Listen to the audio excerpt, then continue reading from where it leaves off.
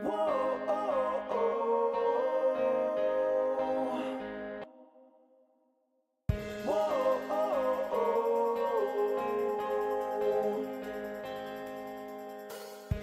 were able to acquire the property through a referral. Initially, I came out, took a look at the house, thought it'd be a great project. I'm a contractor, so I thought it'd be a great project to, get in and renovate and do a flip on it.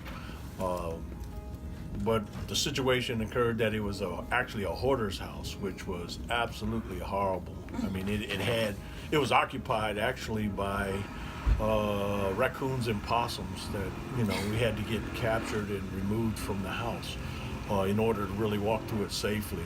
Extremely, contaminated from all the mess that they had left behind. And then, once we got all that situated, we were able to share the property with a couple folks to take a look at it. Weren't getting quite the response I would have liked to have got, so we went down to the deal makers workshop, presented it there, was able that night, as a matter of fact, to be able to get 3 or 4 calls in reference to looking at the house and possibility of purchasing it. We wound up with one of the people that found one of their buyers to be able to decided to come out and take a look at it. It worked out really well for us because at the end it was the final purchaser of the property. We were able to give it a nice referral fee for a 3-minute conversation, which worked out, I guess, good for everybody, because we got what we needed, they got what they needed. And then we just moved forward from there. Fortunately, my daughter came up with even a better idea. I like to have hands-on, so I like to work on them. But she showed me how to save a little bit of labor, and I'll let her tell that side of the story. So basically, we did a double closing where we purchased the house from the initial owner for about $150,000, and we submitted that contract to our title company, and our title company helped us find a hard money lender who would lend us transactional funding for that first purchase. And then we got a second contract with our end buyer, and the purchase price was $240,000. And so we went to closing with the initial owner earlier that morning, and then in that afternoon we went to closing with the end buyer for the $240,000, and that's how it happened. And we made $90,000 in gross profit. And we're real investors.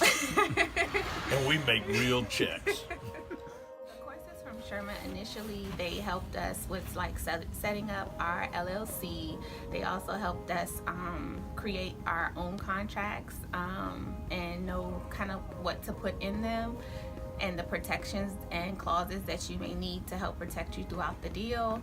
They also helped in terms of calculating, the ARV and figuring out how to, price the house and know what your comps. Well, I think that would be, that pretty much covers it. I mean, it gave us the all the way through to the strategies of what we use to be able to sell the property.